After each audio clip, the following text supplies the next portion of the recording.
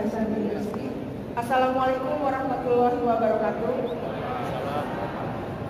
Terima kasih atas kesempatan yang diberikan kepada saya. Senang sekali bisa berjumpa langsung dengan Bapak Tri Sutrisno, Wakil Presiden ke-6 sekaligus Panglima ABRI 79, kemudian Bapak Ketua DPD RI, Bapak Lanyala Mataliti, kemudian kepada Bapak Ibu MPR RI, Ibu Sylvia Murni, terima kasih sudah hadir.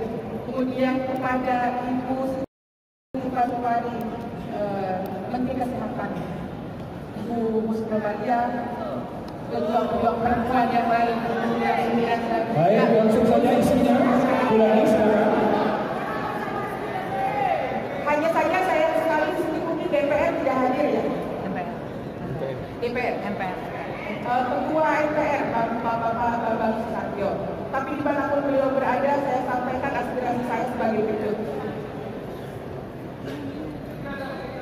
1 abad Barat berkuasa telah menghasilkan berbagai belahan dunia kehilangan angkat martabat manusia.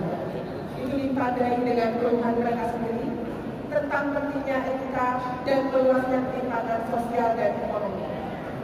Menurut Ernest Luther, pemenang Nobel Ekonomi 2015, dengan analisisnya tentang konsumsi, kemiskinan dan kesejahteraan, Amerika sendiri mengalami keputusasaan dan ancaman sekarang atas nilai-nilai materialis kapitalis di masa depan.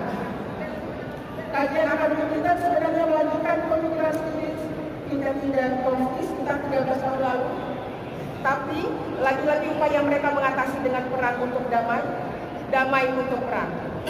Itulah yang terjadi pada perang Ukraina yang didukung NATO melawan Rusia, dan kini perang Israel terhadap Hamas menyusul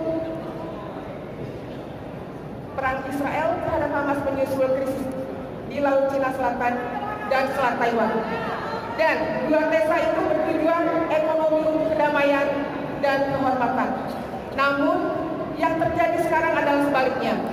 Dunia mengalami krisis keuangan, krisis ekonomi, krisis pangan, krisis energi, juga frekuensi peradaban dan krisis moral. Penyebab utama karena pemikiran ekonomi politik Barat berpijak kepada materialis kapitalis, dan di tingkat regional bersaing Indo-Pasifik Economic Forum sebagai wadah kerjasama ekonomi kawasan Indo-Pasifik di bawah hegemoni Barat. Kemudian merosotnya nilai-nilai kemanusiaan disertai sikap rakus, serakah, dan tidak jujur berlaku juga di panggung ekonomi politik nasional ini, terutama sejak Undang-Undang Dasar 1945 diamandemen sebanyak 4 kali, yaitu sejak 1999 hingga 2002.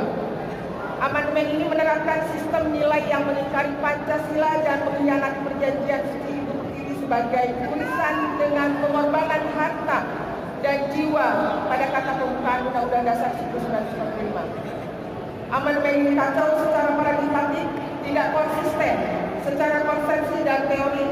Akibatnya kehidupan sosial politik Indonesia syarat dengan caci maki dan saling cerca.